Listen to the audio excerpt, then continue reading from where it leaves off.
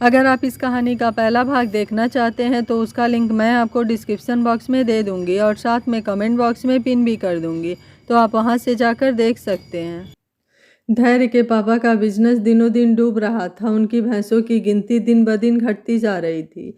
कुछ भैंसें मर गईं, कुछ भाग गई थी। वर्कर भी काम छोड़ गए थे। उनके पनीर सैंपल फेल हो गए।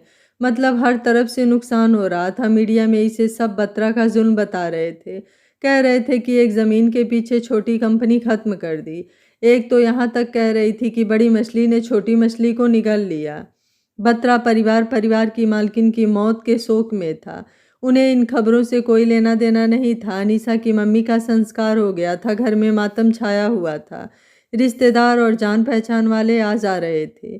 मीडिया में अब हॉस्पिटल में धैर्य का छुप कर उन्हें देखने का वीडियो वायरल हो गया था और ये खबर फैल गई थी कि इस सब के पीछे धैर्य का हाथ है। उसने अपने पापा के एक्सीडेंट का बदला लिया है।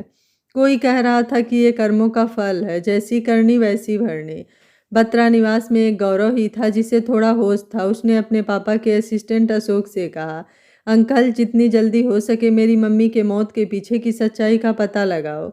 मम्मी को किसी ने फ़ोन करके चालाकी से स्कूल बुलाया था। वो कार से उतर कर पास गई, तब तक किसी ने कुछ नहीं कहा। जब एकदम नज़दीक पहुंच गई तो उन्हें पत्थर मारने शुरू कर दिए। फिर किसी ने जहर से भरा पत्थर मारा। उस जहर से मौत हुई है। सीसीटीवी चेक करो, पता तो करो कि इन सब के पीछे कौन है। सर, वो मीडिया में आ रहा है कि सेठ के बेटे ने ये सब किया है। कहते हैं कि उसने बदला लिया है। अशोक बोला, आपको ये लगता है ये सब सही है? फिर तो वो सब भी सही होगा जो वो पहले कह रहे थे कि उनकी बर्बादी का कारण हम हैं, है ना? गौरव की बात सुनकर वो चुप हो गया। उसने हॉस्पिटल की वो वायरल वीडियो गौरव को दिखाया जिसमें अनीसा का रोना दिखाया था। वहीं दूर खड़ा धैर्य उन्हें छुप कर देख रहा था। धैर्य की पीठ थी इसलिए उसके इमोशन नहीं दिख रहे थे। गौरव वीडियो देखकर रो पड़ा। अनु बहुत रोई है बेचारी। बाकी अंकल, उसके ऐसे खड़े होने का मतलब ये नहीं कि उसने कुछ किया है। उसके पापा भी वहीं है। वो अनु के साथ पढ़ता है। वहां से गुजर रहा होगा तो रुक गया होगा। आप जाकर छानबीन कीजिए। अशोक चला गया। गौरव ने पापा और अनीसा को संभाला और उन्हें खाना खाने को कहा। पापा खाना खा लो, आपने कल से कुछ नहीं खाया है। अनु का तो सोचिए, अगर आप खाओगे तो वो भी खा लेगी। हमें उसे संभालना है। चलिए पापा। पापा ने अनीसा की तरफ देखा। वो कमरे के एक किनारे में नीचे सिमटी बैठी थी।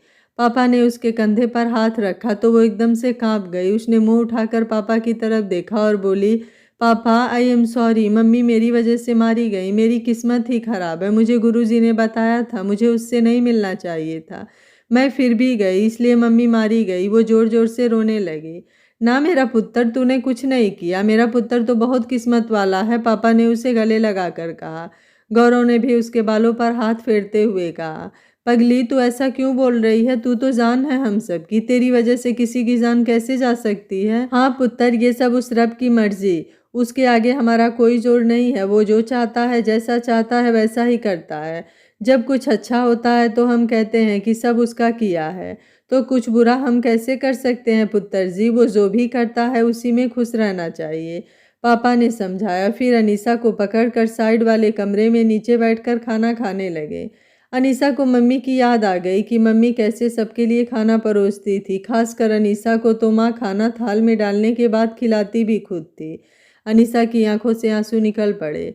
गौरव जो पापा के दूसरी तरफ बैठा था उठा और उसके पास आकर बैठ गया। उसने थाल लिया और उसके लिए खाना डालकर उसे खिलाने के लिए उसके मुंह की तरफ बढ़ाया। अनीसा ने उसकी तरफ देखा तो वो बोला, अगर रोगी तो मम्मी को बुरा लगेगा। ये लो खा लो। उसने आंसू पोंछे और खाने लगी। फिर उसने चम्मच लेकर गौरव के मुंह की तरफ बढ़ाया। गौरव ने भी खा लिया। फिर उसने पापा को खिलाया। इस तरह तीनों ने खाना खाया। उनके घर शोक मनाने वालों का आना जाना लगा हुआ था। अनीसा पूजा वाले रूम में ही बैठी थी। पायल भी अपने पापा के साथ आई थी। वो अपनी मम्मी को साथ नहीं लाई थी क्योंकि उसे डर था। वो अनीसा के पास ही बैठ गई। अनीसा उससे लिपट कर रो पड़ी। पायल भी रो रही थी। फिर वो दोनों बैठकर धीरे धीरे बातें करने लगी। पायल ने उसे समझाया, अनु खुद को संभाल। देख तेरी मम्मी तुझे डॉक्टर बनाना चाहती थी, तू उनका सपना पूरा कर। हाँ, मैं अपनी मम्मी का सपना पूरा करूंगी, अनीसा बोली। पायल के पापा उसके पापा से बोले, मिस्टर बत्रा, ये मिस्टर सेठ ने अच्छा नहीं किया। बिजनेस को बिजनेस की तरह लेना चाहिए, फैमिलीज को बिजनेस में नहीं लाना चाहिए। हाँ, आप ठीक कह रहे हो, बिजनेस को बिजनेस की तरह ही करना चाहिए, मिस्टर बत्रा बोले। आपके लिए तो बहुत मुश्किल हो गया है, जीवन साथी के जाने से सब कुछ खत्म हो जाता है, आप हौसला रखिएगा। कहकर वो उठकर चल दिए। पायल भी उनके साथ वापस चली गई। पायल और उसके पापा के जाने के कुछ देर बाद धैर्य और कमल वहां आए। अनीसा सामने ही बैठी थी। धैर्य को देखकर उसके अंदर हलचल सी मच गई। उसने अपने कमीज को दोनों तरफ से दोनों हाथों से भींच लिया। वो खुद को ही रोक रही थी कि धैर्य की तरफ नहीं देखना। वो सिर झुकाकर बैठी रही। वो दोनों ने माथा टेका और अनीसा के पास आ गए। तुम्हारी मम्मी के बारे में जानकर बहुत दुख हुआ। मम्मी की कमी का दुख मुझसे ज़्यादा कोई नहीं जान सकता। जितना भी रो लो कुछ नहीं होता, जितना भी बुला लो वो वापस भी नहीं आते, इसलिए ज़्यादा रोना मत। धैर्य को पता नहीं था कि क्या कहना है। उसे जो ठीक लगा उसने कह दिया। कमल बस उसकी हाँ में हाँ मिलाता रहा। फिर अनीसा उन्हें दूसरे कमरे में पापा के पास ले गई। उन दोनों ने उनके चरण छुए। उसके पापा ने कभी धैर्य को देखा नहीं था। अनीसा ने भी नहीं बताया। वो बोली, पापा ये मेरे क्लासमेट हैं। उसके पापा ने कुछ देर उनके साथ बातचीत की, फिर वो चले गए। अनीसा ने खुद पर काबू रखा। अपने दिल को समझा लिया कि धैर्य के होने ना होने से उसे कोई फर्क नहीं पड़ता, और उसने ऐसा किया भी। फिर धीरे धीरे जिंदगी नॉर्मल होने लगी। अब अनीसा स्कूल और घर के अलावा कहीं नहीं जाती थी। गौरव ने अपनी मम्मी के मर्डर की सारी डिटेल्स पता लगा ली थी। पापा लिविंग रूम में बैठे थे तो वो भी वहीं आ गया। पापा, मम्मी के मर्डरर का पता चल गया है। आपको हैरानी होगी जब आपको पता चलेगा कि ये किसका काम है। किसका? सेठ के पार्टनर गुप्ता की बेटी दिशा। वो उस वक्त वहीं थी। उसी के हाथ में वो पत्थर था जिसमें जहर था। पुलिस को रिपोर्ट दे दी है। अब तक तो पुलिस ने उन्हें पकड़ ही लिया होगा। उसने टीवी ऑन किया। उसमें यही खबर चल रही थी। दिशा को पुलिस ने साजिश और कत्ल के जुर्म में गिरफ्तार कर लिया था। वो चिल्ला रही थी, मैंने कुछ नहीं किया है, ये बत्रा की साजिश है। वो हमसे बदला ले रहा है। उसने पहले मेरे मम्मी पापा को मारा, अब मुझे फंसा रहा है। मैंने कुछ नहीं किया। लेकिन वो पत्थर आपके हाथ में है। आपने भी पत्थर मारा और कहा जा रहा है कि उसी पत्थर पर जहर लगा था। एक रिपोर्टर ने उससे पूछा। मुझे नहीं पता। हाँ, मैंने गुस्से में पत्थर उठाया ज़रूर था, पर मैंने मारा नहीं था। दिशा रो रो कर बोल रही थी। अनीसा भी आवाज़ सुनकर वहाँ आ गई। वो बोली, पापा, अगर मैं कुछ कहूँ तो क्या आप दोनों मानोगे? हाँ पुत्र, क्या बात है? तेरी बात नहीं मानेंगे तो और किसकी बात मानेंगे? पापा ने भी उसे अपने पास बिठाते हुए कहा। भैया, हमें नहीं पता करना कि मम्मी को किसने मारा। भैया, ये सिर्फ शक ही है। अगर वो वहाँ थी तो ये ज़रूरी थोड़े ही है कि उसने ही ये सब किया हो। वो मेरी उम्र की है। उसका सारा करियर सिर्फ इन 2 सालों में डिसाइड होना है। अगर उस पर जुर्म साबित हो जाता है तो उसका सब कुछ तबाह हो जाएगा। आप सोचो, अगर उसकी जगह मैं होती तो फिर? कहकर वो रो पड़ी। अनु, तू रो ना। जैसा तू कहेगी हम ऐसा ही करेंगे। बता, तू क्या करना चाहती है? गौरव सोफे से उतरकर घुटनों के बल उसके सामने बैठ गया और उसके आंसू पोंछते हुए बोला, भैया ये केस वापस ले लो। अनीसा ने बोला। पापा ने हैरान होकर गौरव की तरफ देखा। उन्हें पता था कि गौरव कितनी मुश्किल से इस लड़की को पकड़ पाया है। उसे 2-3 महीने लगे हैं। बस इतनी सी बात अपनी बहन के लिए तो कुछ भी। उसने उसी वक्त किसी को फ़ोन किया। हाँ, वो केस बंद कर दो। कह दो हमें नहीं करनी छानबीन। अनीसा ने चैन की सांस ली। दिशा को टीवी में देखकर धैर्य के पापा ने धैर्य को कहा, जाओ अपने लीगल एडवाइज़र को ले आओ। उसके चाचा वहाँ होंगे, उनसे बात करा देना।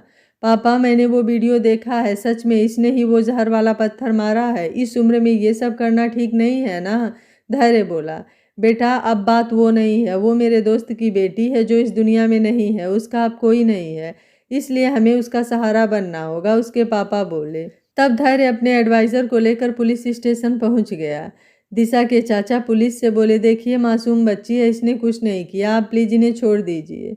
जी, मैं इनका वकील हूँ, इनकी ज़मानत करने आया हूँ। धैर्य के साथ आया वकील बोला। धैर्य, मुझे बचा लो, मैंने कुछ नहीं किया। वो लोग मुझे जानबूझकर फंसा रहे हैं। ये सब वो अनीसा का किया धरा है। वो अपने पैसे के दम पर हमें मरवाना चाहती है।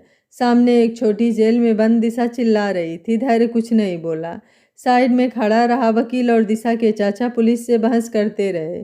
तभी गौरव अशोक के साथ आ गया और बोला, मेरी बात सुनिए, हमें ये केस वापस लेना है। हम अपनी मम्मी के कातिल को नहीं पकड़वाना चाहते, इसलिए ये तफ्तीश बंद कर दीजिए। वो अशोक को इशारा करके जाने लगा तो उसने साइड में खड़े धैर्य को ऊपर से नीचे तक देखा, फिर वहाँ से चला गया। धैर्य उसके पीछे भागा और बोला, गौरव भैया, आपने ये केस वापस क्यों लिया? जिसने जुर्म किया है उसे सज़ा मिलनी ही चाहिए, फिर चाहे वो दिशा हो। धैर्य, मेरी बहन ऐसा नहीं सोचती। उसने मुझसे बस इतना पूछा, अगर इसकी जगह मैं होती तो सही है, वह होती तो मैं उसे कभी जेल जाने न देता, इसलिए उसके कहने पर यह केस वापस लिया है। अनीसा जितनी भी मर्जी मजबूर, हताश और टूटी हुई थी होती तो भी वो ऐसा कदम न उठाती, धैर्य बोला। गौरव ने ध्यान से उसे देखा, फिर सिर हिलाता हुआ वहां से चला गया। केस वापस लेने पर दिशा फिर बोलने लगी।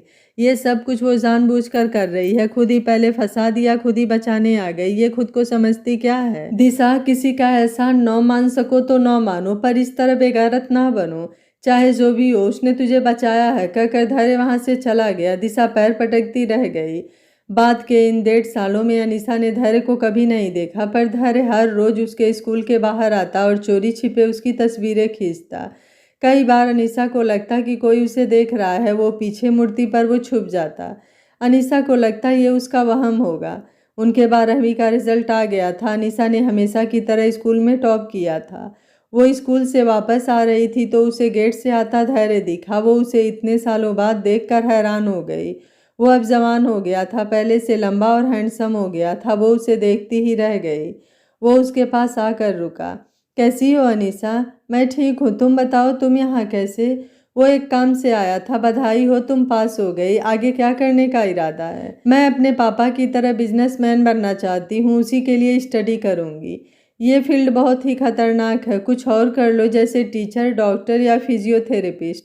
सॉरी, मैं तुम्हें राय देने वाला कौन होता हूँ? जो करना है करो, बेस्ट ऑफ लक, कहकर वो चला गया।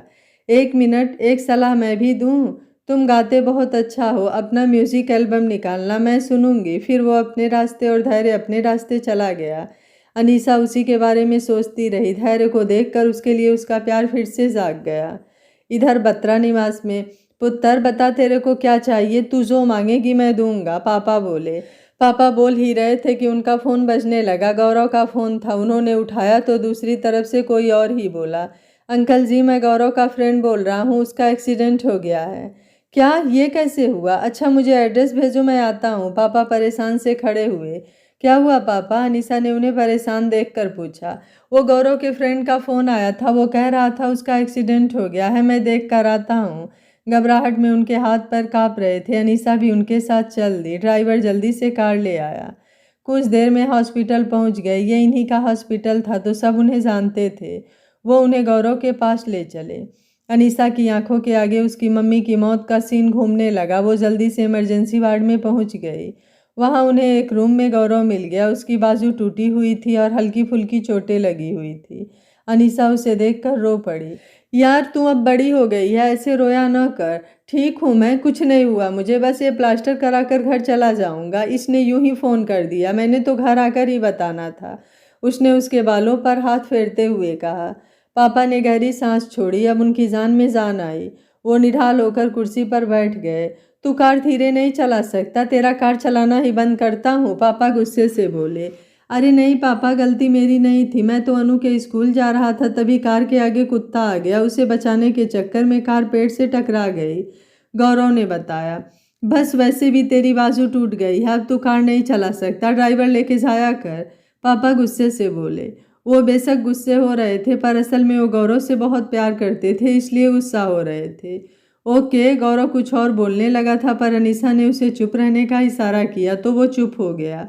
पापा भी उसके चुप होने पर चुप हो गए। तब वहाँ फिजियोथेरेपिस्ट आई और गौरव को कुछ एक्सरसाइज बताई और करने को कहा। अनीसा उसे ध्यान से देखती रही। फिर उसे धैर्य की बात याद आ गई। उसने सोचा कि वो भी यही बनेगी। जब फिजियोथेरेपिस्ट वापस जाने लगी तो अनीसा उसके पीछे चली गई और उसे पूछा, डॉक्टर, फिजियोथेरेपिस्ट बनने के लिए आपने कहाँ और क्या स्टडी की थी? असल में मैं भी फिजियोथेरेपिस्ट बनना चाहती हूँ। किसी भी अच्छी यूनिवर्सिटी से फिजियोथेरेपिस्ट की डिग्री कर लो, उसके लिए बस 12वीं में सब्जेक्ट मेडिकल होना चाहिए। बस ये करने के बाद किसी भी हॉस्पिटल में अप्लाई कर दो। वैसे तुम्हें तो जॉब की चिंता ही नहीं करनी पड़ेगी, क्योंकि तुम्हारा तो अपना हॉस्पिटल है। देखना कहीं मेरा ही पत्ता ना काट देना, वो हंसते हुए बोले। हाँ, 12वीं में तो मैंने मेडिकल ही रखा हुआ था। ठीक है, अब मैं यही करूँगी। वो बात करके वापस आ रही थी कि उसे गुरुजी की बात याद आ गई। आज मैं इतने साल बाद इससे मिली और मेरे मन में फिर से उसके लिए प्यार जगा। कहीं इसी वजह से तो नहीं भैया का एक्सीडेंट हुआ? उन्होंने कहा था कि अगर मैं उसे चाहूँगी तो मेरे परिवार का नुकसान होगा। ये बात मन में आते ही वो परेशान हो गई। हाँ, ये उसी वजह से हुआ होगा, मैंने सिर्फ सोचा ही था, इसलिए ये छोटा एक्सीडेंट हुआ। अगर उसकी हो गई तो क्या होगा? नहीं, मुझे उसकी बात नहीं माननी। वो ये सोचती हुई अंदर चली गई। उसने तय किया कि वो वही करेगी जो उसका दिल करेगा। गौरव को साथ लेकर वो लोग घर आ गए थे। डॉक्टर ने उसे रेस्ट करने के लिए कहा था, लेकिन उसके लिए घर में बैठना मुश्किल था। पर मिस्टर बत्रा ने उसके आसपास 2 बॉडीगार्ड रखे थे उसके काम में हेल्प करने के लिए, लेकिन असल में वो उस पर निगरानी रखने के लिए रखे थे कि वो बाहर न जा सके।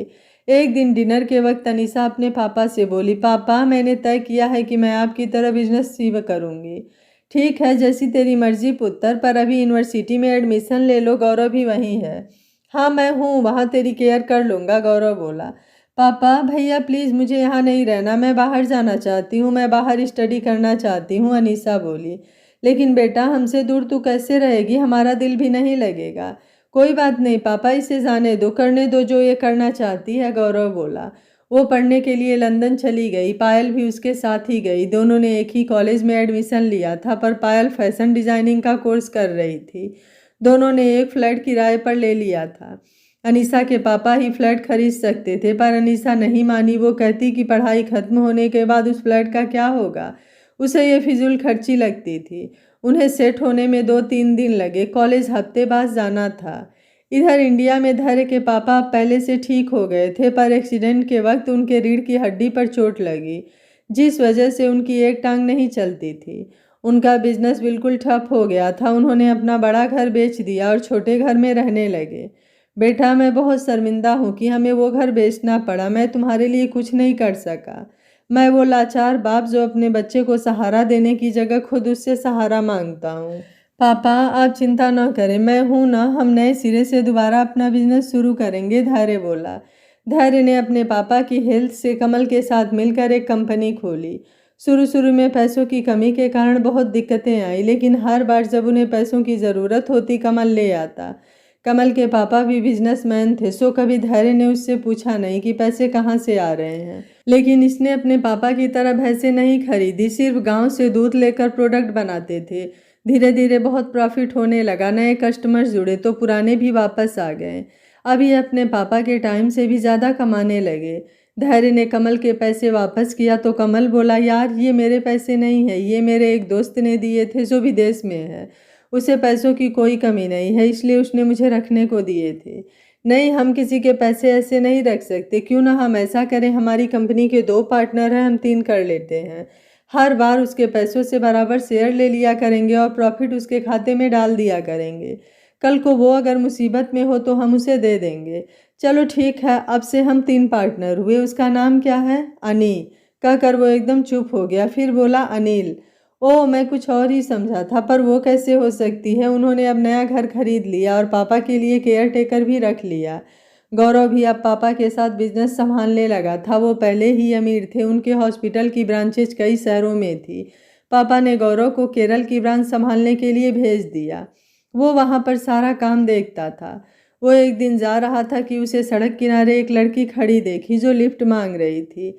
रात का समय था, अंधेरा हो रहा था। उसके मन में न्यूज़ में देखे पड़े हर बुरे ख्याल आए। रात में सड़क पर यह लड़की जाने कैसी होगी? कहीं ये भूत तो नहीं या कोई चोरनी तो नहीं? कहीं इसने आसपास कोई साथी तो नहीं छुपा रखे जो कार रोकते ही मुझे पकड़ ले? लेकिन काफ़ी सोचने के बाद उसने उस लड़की को लिफ्ट दे दी। वो लड़की सफ़ेद शर्ट और ब्लू जीन्स पहने थी। उसके कंधे से कमर तक लटकता पर्स डाल रखा था। जी, मुझे हॉस्पिटल जाना है। क्यों, क्या हुआ? कहीं चोट लगी है क्या? नहीं, मैंने जहर खा लिया है। क्या? गौरव ने हैरानी से एकदम से ब्रेक लगा दी। उस लड़की का सिर आगे डैशबोर्ड से टकराते टकराते बचा। उसने अजीब सा मुंह बना रखा था। ऐसा लग रहा था मानो वो कुछ ही देर में मर जाएगी। गौरव ने उसी वक्त कार मोड़ी और सीधा अपने हॉस्पिटल लाकर रोकी। उसने कार में ही हॉस्पिटल फ़ोन कर दिया था। वो उनके पहुंचते ही स्टाफ लड़की को स्ट्रेचर पर डालकर ले गए। गौरव भी पीछे पीछे था। उसने इमरजेंसी वार्ड में लेकर गए तो वो लड़की उठकर बैठ गई और बोली, देखिए मुझे कुछ नहीं हुआ है। मेरा एक वीडियो चैनल है। मैंने ये देखने के लिए वीडियो बनाना था कि लोग कितने हेल्पफुल हैं। मैडम, आप ये किसे दिखाना चाहती हैं? आपको पता है कि जिस स्पीड से मैं आपको यहाँ लेकर आया हूँ कुछ भी हो सकता था। मैंने 2 रेड लाइट्स भी क्रॉस की सिर्फ आपको बचाने के लिए। अब आप कह रही हैं कि ये प्रैंक था। अगर कल को सच में कुछ ऐसा हो जाता तो कोई उस लड़की को नहीं बचाएगा, ये सोचकर कि कहीं ये भी प्रैंक ना हो। और वैसे भी अगर कोई खराब या शराबी लड़के मिल जाते तो आप सोच भी नहीं सकती कि ये दुनिया कैसी है। गौरव को बहुत गुस्सा आ रहा था। उसने पीछे आए कैमरामैन को भी खूब सुनाया। गौरव की बात सुनकर वो लड़की चुप हो गई। उसकी टीम भी चुप होकर गौरव की बात सुन रहे थे। आई एम सॉरी, मैं मानती हूँ मुझसे गलती हो गई, लेकिन अगर लोग ऐसी वीडियो देखकर और भी सिंसियर हो जाते हैं, वो भी देखा देखी हेल्प करने लगते हैं, इसलिए बना रहे थे। कुछ पाने के लिए कुछ खोना भी पड़ता है। वो लड़की बोली। आप लोग जा सकते हैं, बाकी मरीजों को परेशान न कीजिए। आप हमें ऐसे निकाल नहीं सकते, ये कोई आपका हॉस्पिटल है? वो लड़की बोली। जी हाँ, ये मेरा हॉस्पिटल है, अब आप लोग यहाँ से जाइए, गौरव बोला। अब तो लड़की का टोन बदल गया। वो बोली, कमाल है, इतने कम उम्र में आप इस हॉस्पिटल के मालिक बन गए, फिर भी इतने डाउन टू अर्थ हैं। हैंड्स ऑफ टू यू, कहकर वो तालियां बजाने लगी। गौरव हैरान रह गया। वो बोला, देखिए, आपको समझाना मेरे बस का नहीं है। आप प्लीज़ अपने स्टाफ को लेकर यहाँ से जाइए, मरीज तंग हो रहे हैं, कहकर वो भी वहाँ से चला आया। जाते जाते उसने गार्ड से पूछा, ये कौन है? ये इस हॉस्पिटल के मालिक गौरव बत्रा। गार्ड की बात सुनकर उसने सिर हिलाते हुए कहा, गौरव। इधर लंदन में अनीसा यहाँ आई तो MBA करने पर इसने साथ में फिजियोथेरेपिस्ट का कोर्स भी अप्लाई कर लिया। वो इंटेलिजेंट तो थी ही, पैसे की कमी भी नहीं थी। वो सोच रही थी, जब वो नई नई आई थी तो एक शाम को वो फ्री हुई तो उसने कमल की मिस कॉल देखी। उसने कमल को फ़ोन किया। कमल उस वक्त धैर्य के साथ था। वो रेंज का बहाना करके बाहर चला गया और धीरे से बोला, हेलो, क्या हाल है? मैं ठीक हूँ, वहाँ सब कैसे हैं? वो बात यह है कि यहाँ कुछ भी ठीक नहीं है। धैर्य अपनी कंपनी दोबारा खड़ी करना चाहता है। मैंने उसकी हेल्प का प्रॉमिस किया है, पर फिर भी पैसे कम पड़ रहे हैं। हमने कईयों से हेल्प मांगी पर कोई नहीं करता। समझ में नहीं आ रहा था कि क्या करूं। फिर तुम्हारा ख्याल आया। क्या तुम इन्वेस्ट कर सकती हो? अनीसा के पास अभी काफ़ी पैसे पड़े थे। उसने कहा, 10 लाख बहुत हैं? हाँ, ये तो बहुत ज़्यादा हैं, इससे सब काम हो जाएगा। थैंक यू, तुम्हें हम पैसे मिलते ही लौटा देंगे। कोई ज़रूरत नहीं है, तुम अपना काम करो, अगर और चाहिए हुए तो बता देना, कहकर अनीसा ने उसी वक्त कमल के अकाउंट में पैसे ट्रांसफ़र कर दिए। कमल ने वो पैसे निकाल कर धैर्य को कह कर दिए कि किसी फ्रेंड ने दिए हैं। उस दिन के बाद आज कमल की मिस कॉल आई हुई थी। उसने उसी वक्त कमल को फ़ोन किया। इंडिया में रात हो रही थी। कमल ने आंखें मलते हुए फ़ोन उठाया। हेलो, हाँ जी कमल, मैं बोल रही हूँ। तुम्हारी मिस कॉल देखी तो सोचा कोई ज़रूरी बात न हो, इसलिए फ़ोन किया। अरे बधाई हो, हमारा बिजनेस चल पड़ा और काफ़ी प्रॉफिट हुआ है। धैर्य ने तुम्हें भी एक पार्टनर बना लिया है और एक अलग अकाउंट खोला है। तुम्हारे पैसे उसमें सेव कर लिए हैं। कहता है कि प्रॉफिट का तीसरा हिस्सा तुम्हें देगा। कमल खुश होकर बोला, नहीं, मुझे नहीं चाहिए, तुम निकाल कर अपने काम में लगा लो। उसे पता तो नहीं चला ना कि किसने दिए हैं? नहीं, उसे पता नहीं चला। तुम कैसी हो? मैं ठीक हूँ, कहकर उसने फ़ोन बंद कर दिया। उसने कमल को अपनी एक सेमेस्टर की फ़ीस दे दी थी। अब वो क्या करती? वो पार्ट टाइम में ट्यूशन लेती थी। अब भी कुछ पैसों की ज़रूरत थी। उसने पापा को फ़ोन किया। पापा कैसे हो? भैया कैसा है? सब ठीक है पुत्र, तू कैसी है? पापा, मैंने आपको एक बात बतानी थी। वो मैंने MBA के साथ ही फिजियोथेरेपी की डिग्री भी कर रही हूँ, इसलिए फ़ीस ज़्यादा लगेगी। अरे पुत्र, पैसों की क्या बात है? तूने पहले ही क्यों नहीं बता दिया? पुत्र, सारा पैसा आप ही का है। कितना भेजना है बोल, मैं भेज दूँगा। पापा, 10 लाख। बस इतने से के लिए इतनी टेंस पड़ी हुई है? चलो अब टेंशन ना करना, पढ़ाई पर ध्यान देना। ओके बाय, कहकर पापा ने फ़ोन बंद कर दिया। अनीसा को अब चैन आया। वो धैर्य को भूली नहीं थी। यहाँ अक्सर लड़के उसे प्रपोज करते पर वो मना कर देती, क्योंकि वो सिर्फ धैर्य को चाहती थी। धीरे धीरे उसे लगने लगा था कि गुरुजी ने जो भी कहा वो वहम करने से ज़्यादा कुछ नहीं था। उसने सोच लिया था कि वो उसकी मदद करेगी। इधर इंडिया में धैर्य ने कंपनी पापा को सौंप दी और खुद उसने होटल्स के बिजनेस में पैर रखा। अब वो एक जीतने वाले खिलाड़ी की तरह हो गया था, जो जहाँ भी दाव लगाता जीत जाता। उसने पहले एक होटल बनाया, वो बहुत कामयाब हुआ। तब उसने एक होटल और खोला। धीरे धीरे वो बहुत फेमस हो गया। उस साल उसे इंडिया का यंगेस्ट बिजनेसमैन का प्राइज़ मिला। हर मैगजीन में उसकी फ़ोटो छपी थी। वो खुश था और सबसे पहले उसने अनीसा को याद किया। वो घर आकर एक कमरे में गया। कमरे में लाइन ऑन करते ही दीवारों पर अनीसा के फ़ोटो और वीडियो प्रोजेक्ट होने लगे। ये सभी वो थे जो उसने छुप छुप कर खींचे थे। वो प्राइज़, अनीसा की फ़ोटो कई तरफ करके बोला, ये प्राइस तुम्हारे नाम अनु, मेरा हर प्राइस तुम्हारे लिए है। जब तुम आओगी तो तुम्हें अपना बना लूँगा। तुमने मुझे गानों की एल्बम निकालने को कहा था, बस जल्द ही निकालूंगा। पहली कैसेट सबसे पहले तुम्हें भेजूंगा। वो कमरे के रखे बेड पर लेट गया और प्रोजेक्ट छत पर कर दिया। अब लेटा लेटा वो ऊपर देखता रहा। वो अनीसा को देख रहा था। कभी वो हंसती, कभी पढ़ रही होती, वो भी उसके साथ हंस रहा था। उसे उसकी बहुत याद आ रही थी। तब वो सोचने लगा कि साल होने वाला है उसे देखे हुए, जाने कब मिलना होगा। धैर्य की गिनती उन जीनियस लोगों में होती थी जो कई क्लासेज एक साथ पढ़ जाते थे। उसने भी इतनी कम उम्र में ऑनलाइन पढ़ाई से ही इंग्लैंड की कॉलेज से स्पेशल स्टडीज़ में डिग्री की थी, वो भी दूसरों से कम समय में। अब कॉलेज वाले उसे सम्मानित करने के लिए बुला रहे थे। उसने तय किया कि वो जाएगा और इस बहाने अनीसा को भी मिल आएगा। वो पापा और कमल को कंपनी संभालने का बोलकर इंग्लैंड के लिए निकल गया। वो कॉलेज में गया तो उसे स्टेज पर बुलाकर सम्मानित किया गया। उसने अपनी स्पीच में अपनी पढ़ाई का श्रेय अपने पापा को दिया। फिर वो यहाँ से सीधे अनीसा के कॉलेज गया, जहाँ एक जगह एक म्यूज़िक बैंड खड़ा था। उसने पूछा, क्या मैं एक गाना गा सकता हूँ? सब तालियां बजाने लग गए। उसने वही गाना गाया जो उसने स्कूल कंपटीशन में गाया था, बातें ये कभी न तू भूलना, कोई तेरी खातिर है जी रहा। अनीसा अपनी ग्राउंड में बैठी पढ़ रही थी। उसकी आवाज़ सुनकर वो हैरान हो गई। वो खड़ी होकर इधर उधर देखने लगी।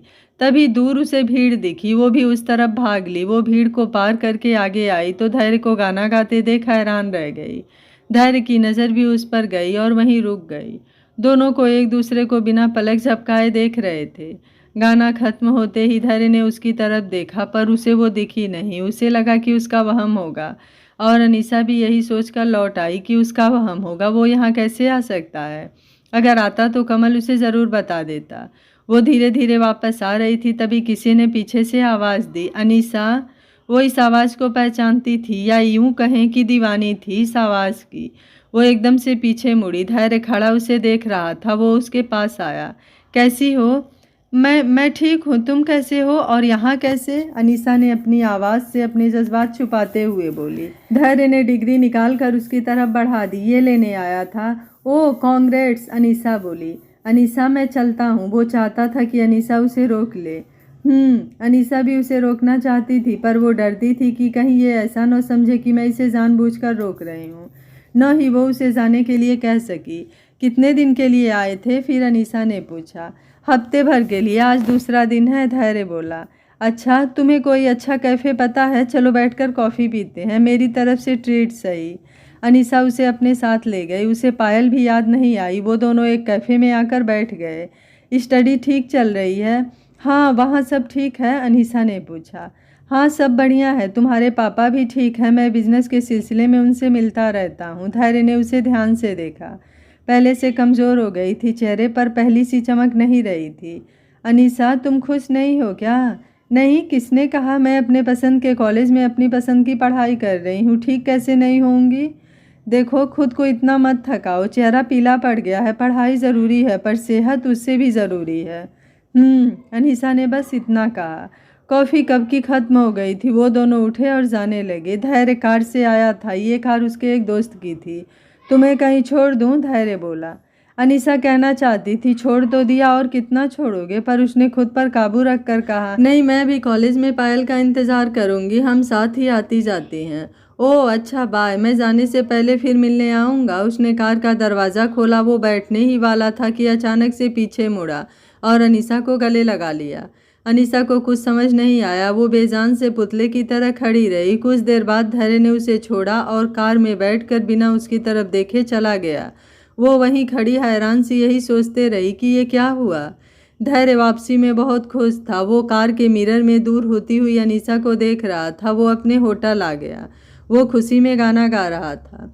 कुछ देर वहीं खड़ी रहने के बाद अनीसा ने खुद को चुटकी काटी कि कहीं ये सपना तो नहीं, लेकिन ये सपना नहीं था। उसने गहरी सांस ली और मुस्कुरा दिया। फिर उसे ध्यान आया कि उसने कहा था कि फिर मिलने आएगा। उसका चेहरा खिल गया। वो वापस ग्राउंड में आ गई।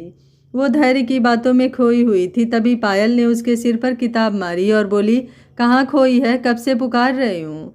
अनीसा उसे देखकर मुस्कुरा दी। पायल फिर बोली, अब ये पागलों की तरह क्यों मुस्कुरा रही हो? अनु, ऐसे ना हंसो, मुझे डर लग रहा है। तुम्हें पता है आज कौन आया था? कौन? कहीं धैर्य तो नहीं आया? पायल ने उसके चेहरे की स्माइल को देखकर गेस लगाया। अनीसा ने मुस्कुराते हुए सिर हिलाया। क्या धैर्य यहाँ? धैर्य यहाँ आया था? पायल ने तो यूं ही धैर्य का नाम ले लिया था। उसे क्या पता था कि उसका तुक्का सही निकलेगा। वो दूसरे कॉलेज में डिग्री लेने आया था, बाद में वो यहाँ आ गया। अनीसा बोली। नहीं, जब उसने डिग्री दूसरे कॉलेज से लेनी थी तो यहाँ हमारे कॉलेज में क्या करने आया था? ये बात तो मेरे दिमाग में ही नहीं आई, मैं उससे पूछना ही भूल गई थी। अनीसा को भी अब ध्यान आया। अनु, कहीं वो तुझे प्यार तो नहीं करने लगा और अब पछता रहा होगा कि उसने जवाब क्यों दिया? प्यार और मुझे, वो भी धैर्य? तेरा दिमाग तो खराब नहीं हो गया? तुझे याद है ना कि इसने कैसे पूरे स्कूल के सामने कहा था कि न मैं प्यार करता हूँ और न कभी करूँगा। फिर उससे हम कैसे उम्मीद कर सकते हैं? मैं तो कभी नहीं सोच सकती। उसने कह तो दिया, पर जब उसे धैर्य का गले लगाना याद आया तो उसे भी पायल की बात सच लगने लगी। पायल को भी लगा कि हो सकता है कि उसे ही गलत लगा हो। अनु, अगर ये बात नहीं है तो तू ये अजीब ढंग से स्माइल क्यों कर रही है? पायल ने पूछा। पायल, वो ना धैर्य ने जाते वक्त मुझे गले लगा लिया। मैं हैरान ही रह गई, समझ ही नहीं आया कि क्या हुआ। क्या? देखा, मैं सही कह रही थी, उसे पक्का तुझे प्यार करता है। अगर ऐसा न होता तो यूं ही तुझे गले क्यों लगाता? पायल ने खुश होकर उसे गले लगा लिया। वो उसके लिए बहुत खुश थी। अगले दिन फिर धैर्य उनके कॉलेज आ गया, लेकिन आज वो चोरी से उसकी फ़ोटो खींचता रहा। वो ग्राउंड में बैठी पढ़ रही थी। उसने उसकी बहुत सी फ़ोटो खींची। वो उसकी याद अपने साथ रखना चाहता था। वो वापस जा रहा था तो पायल ने उसे देख लिया। उसने सोचा कि आज भी अनु को मिलकर आया होगा। बधाई हो अनु, कहकर उसने उसे कसकर पकड़ लिया। बधाई? किस बात की बधाई? अनीसा ने पूछा। अच्छा जी, मुझसे ही छुपा रही हो? क्या छुपा रही हूँ? कुछ होना भी तो चाहिए। क्या वो धैर्य नहीं मिला तुझसे आज? धैर्य? वो कहाँ है? वो आया था? नहीं, वो मेरे पास नहीं आया था। ओह, फिर तो हो सकता है कोई और ही हो। अगर वो होता तो वो ज़रूर मिलता, कहकर पायल चुप हो गई। उसने बात छुपा ली। उसके बाद उसने धैर्य को वहाँ नहीं देखा। असल में धैर्य वापस आ गया था। इधर केरल में गौरव जिस होटल में ठहरा था, उस होटल ने अपनी एनिवर्सरी की पार्टी दी। गौरव को भी आना पड़ा। उसे पार्टियों में जाना ज़्यादा पसंद नहीं था। लीजिए सर, सेलिब्रेट कीजिए, होटल मैनेजर ने उसके आगे वाइन रखते हुए कहा। सॉरी, मैं पी नहीं सकता, मेरी टॉलरेंस लेवल बहुत कम है। अरे सर, तो क्या हुआ, हम हैं ना, आपको आपके कमरे में छोड़ आएंगे। गौरव ने एक गिलास पिया, फिर दूसरा, और ऐसे ही वो पूरी तरह नशे में धुत हो गया। मैनेजर उसे लेकर उसे कमरे में छोड़ने गया। वो लड़की जो उस दिन गौरव को मिली थी, वो भी पार्टी में अपने दोस्तों के साथ पार्टी कवर करने आई थी। पर फ्री की खाना पीना देखकर वो लोग ज़्यादा ही खा पी गए। उसे भी नशा हो गया था। अंजलि, कहाँ जा रही हो? वो उठकर जाने लगी तो उसकी फ्रेंड ने पूछा। मैं जा रही हूँ, लेट हुई तो मम्मी मारेंगी, कहकर वो चली गई। तभी उसकी नज़र गौरव पर पड़ी। उसे मैनेजर उठाकर ले जा रहा था। वो उसके पीछे पड़ गई। हे, तुम कौन हो? मेरे दोस्त को कहाँ ले जा रहे हो? उसके पीछे चली गई। मैनेजर ने समझा कि ये इसकी गर्लफ्रेंड होगी, सो उसे उसके कमरे में आने दिया। अंजलि गौरव को पकड़ रही थी। गौरव, तुम्हें क्या हुआ है? इसने तुम्हें मारा? वो उसे पकड़कर पूछे जा रही थी। मैनेजर उन्हें अकेले छोड़कर चले गया। दोनों नशे में थे, उन्हें कुछ पता ही नहीं था। वो उसे हिलाए जा रही थी। गौरव, उठो गौरव, क्या हुआ? गौरव ने उसे पकड़कर अपनी तरफ खींच लिया। उसने उसे अपने बाहों में कस लिया। गौरव, क्या कर रहे हो? छोड़ो मुझे। लेकिन गौरव पर नशा हावी हो गया था। उसे होश ही नहीं था। उसने उसके कपड़े फाड़ डाले। अंजलि भी नशे में होने के कारण ज़्यादा विरोध नहीं कर पाई। उसने कुछ देर तो हाथ पैर मारे, फिर समर्पण कर दिया। अगली सुबह अंजलि की आंखें खुली तो उसने खुद को किसी के साथ पाया।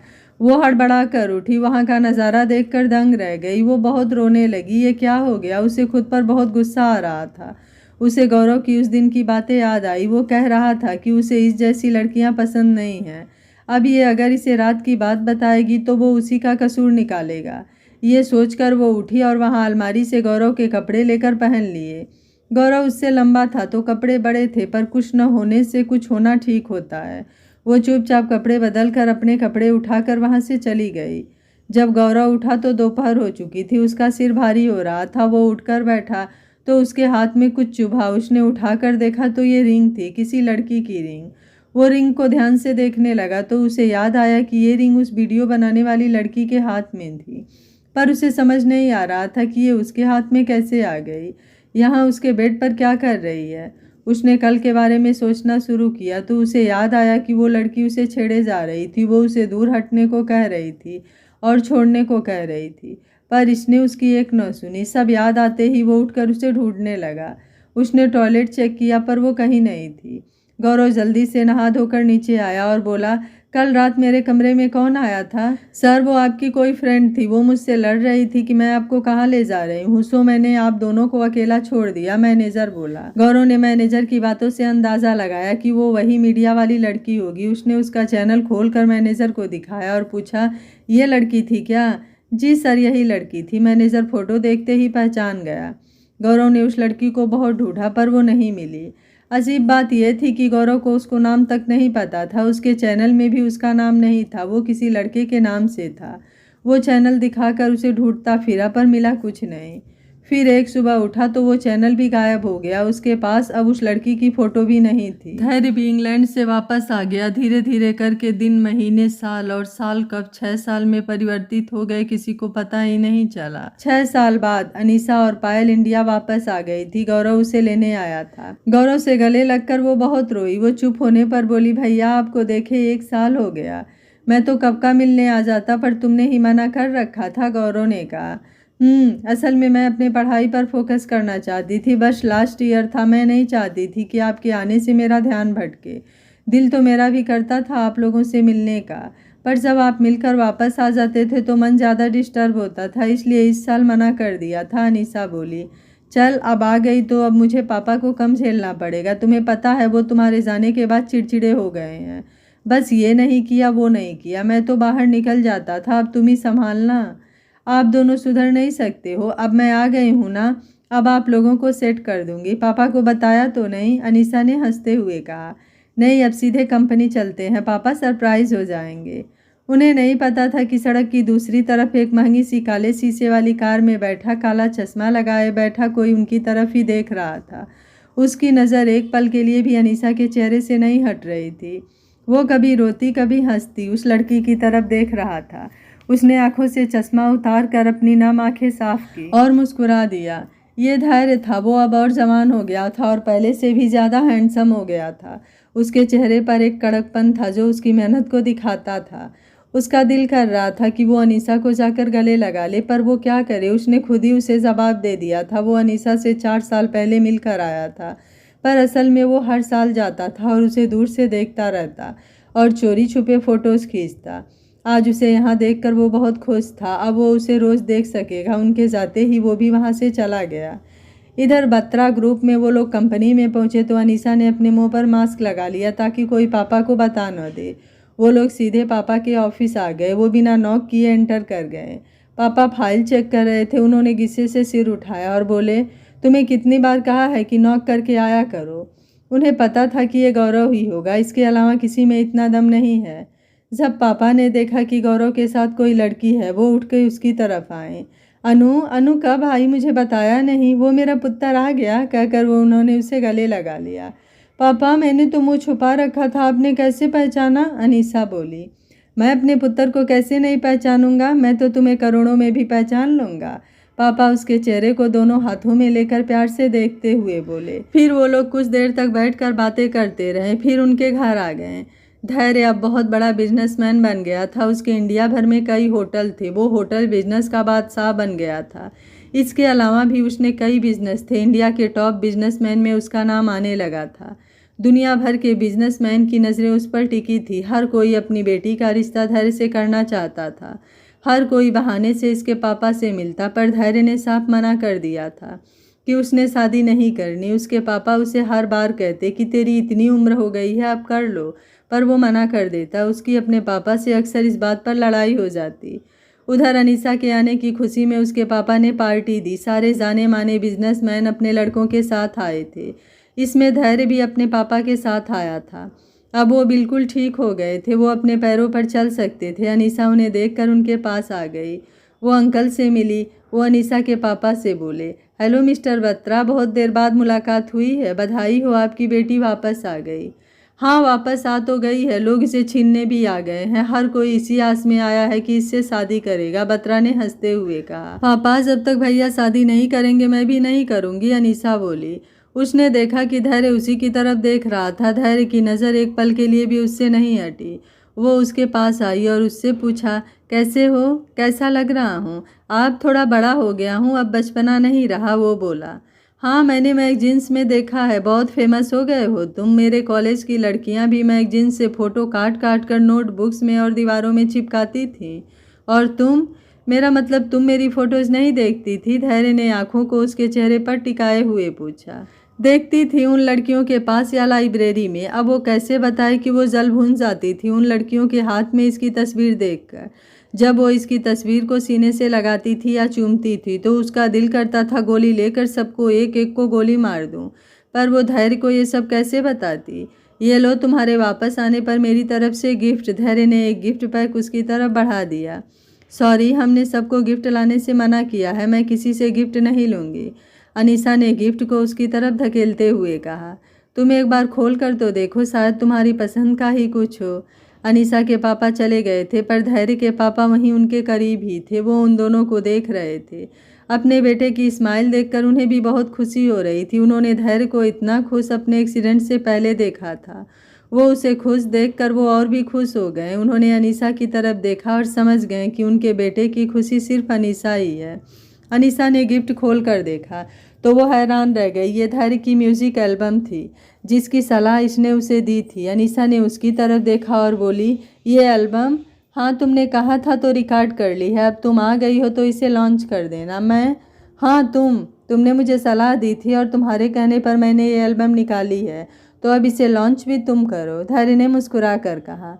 अनीसा उसे इस तरह देखकर हैरान हो गई। तभी उसके पापा ने उसे आवाज़ लगाई। वो धैर्य से कहकर अपने पापा के पास चली गई। तुझे ये लड़की पसंद है? धैर्य के पापा ने पूछा। धैर्य ने मुस्कुराते हुए सर हिलाया। उसके पापा को पहले ही शक था और अब तो यकीन हो गया था। उन्होंने सोच लिया था कि आज वो बत्रा से बात करके जाएंगे। पार्टी अपने जोर पर थी। कुछ देर में धैर्य के बुलाने पर कमल भी आ गया था। कुछ देर बाद मिस्टर बत्रा अनीसा और गौरव के साथ स्टेज पर चढ़े। उन्होंने सबको बताया, मेरी बेटी अनीसा 6 साल की स्टडी करके आई। ये पार्टी उसके आने की खुशी में है। फिर उन्होंने स्टेज के पास ही खड़े मिस्टर दत्ता और उनके बेटे को स्टेज पर बुलाया। फिर बोले, मैं आप सबको एक खुशखबरी और देना चाहता हूँ कि मैं अपनी अनीसा का रिश्ता मिस्टर दत्ता के बेटे तरुण से तय करता हूँ। अनीसा ने पापा से कुछ कहना चाहा पर उन्होंने उसका हाथ दबाकर उसे रोक दिया। पूरा हाल तालियों से गूंज उठा। अनीसा का रंग पीला पड़ गया। गौरव भी हैरान होकर उन्हें देखता रह गया। धैर्य की तो मानो दुनिया ही लुट गई। उसके पापा उसे देखे जा रहे थे। ये हो क्या गया? फिर भी धैर्य ने जाकर अनीसा को बधाई दी। कमल ने भी बधाई दी और ऐसे जताया कि वो स्कूल के बाद आज ही इससे मिली हो। अनीसा के दिल का हाल वही जान सकती थी। उसका दिल करोड़ों टुकड़ों में टूट गया था पर आवाज़ नहीं आई। वो बधाई देने आई भीड़ को चीरते हुए दूर जाते हुए धैर्य को देख रही थी। धैर्य के पापा उसे ही देखे जा रहे थे। बेशक उसके चेहरे की मुस्कान नहीं बदली थी। वो ऐसे ही कमल से बातें करता जा रहा था पर वो उसकी पीठ से उसका अकेलेपन को महसूस कर रही थी। उन्हें आज ही पता चला था कि उनका बेटा क्यों बड़े से बड़े और अच्छे से अच्छे रिश्ते ठुकरा रहा था। अगर उनका बस चलता तो जाकर बत्रा के आगे झोली फैलाकर अपने बेटे की खुशी के लिए भीख मांग लेते। पर इस वक्त को क्या करें, जाने क्या क्या दिन दिखाता है। धैर्य के दिल में तूफान मचा पड़ा था। वो ऊपर से नॉर्मल लग रहा था पर उसका दिल चूर चूर हुआ दर्द से करा रहा था। उसके कदम आगे बढ़ रहे थे पर दिल वहीं पीछे अनीसा के पास खिंचा जा रहा था। वो कार के पास पहुंचा तो कमल से बोला, कमल तुम पापा को घर छोड़ देना, मुझे एक ज़रूरी काम है, मैं जा रहा हूँ। कमल को उसकी हालत का कुछ पता नहीं था क्योंकि उसने न तो कभी बताया न किसी पर जाहिर ही होने दिया। उस पर उसने पूरे स्कूल के सामने माइक पर अनीसा से कहा था कि वो कभी उसे पसंद नहीं कर सकता। ऐसे में कमल कैसे सोच सकता था कि धैर्य अनीसा को प्यार करता होगा। चलिए अंकल जी, कहकर उसने धैर्य के पापा को अपनी कार में बिठाया। धैर्य पापा के बैठते ही अपनी कार की तरफ चल दिया। उसके पापा अपने बेटे को देख रहे थे। उन्हें पता था कि अब ये अकेला किसी कोने में जाकर बैठ जाएगा। धैर्य को उनसे अच्छा कोई नहीं जानता था। उन्होंने उसे रोका नहीं क्योंकि वो जानते थे इस वक्त उसका अकेला रहना ही ठीक है। वो बोले, बेटा जल्दी घर आ जाना। धैर्य ने बिना पीछे मुड़े ही हाथ खड़ा करके ओके के अंदाज में हिलाया और अपनी कार में आकर बैठ गया। कमल की कार चलने के बाद उसने अपनी कार चलाई। वो आकर झील के किनारे बैठ गया और उस दिन को याद करने लगा जब अनीसा वहाँ बैठी थी। वो भी उसी जगह आकर बैठ गया। वो शांत झील को देखे जा रहा था। उसका दिल कर रहा था कि वो उसमें कूदकर मर जाए, पर वो मर भी नहीं सकता था। उसे अपने पापा का ख्याल आया। उसने टाइम देखा। उसे यहाँ आए 2 घंटे हो गए थे। अंधेरा होने लगा था। ठंडी हवाएं चल रही थी, पर उसे कुछ भी महसूस नहीं हो रहा था। वो उठा और घर की तरफ चल दिया। उसे नहीं पता कि वो कैसे घर पहुंचा। इधर बत्रा निवास में, पापा आप ऐसा कैसे कर सकते हैं? आपने एक बार मुझे बताना या पूछना ठीक नहीं समझा। आप कैसे इस तरह मेरी ज़िंदगी दांव पर लगा सकते हैं?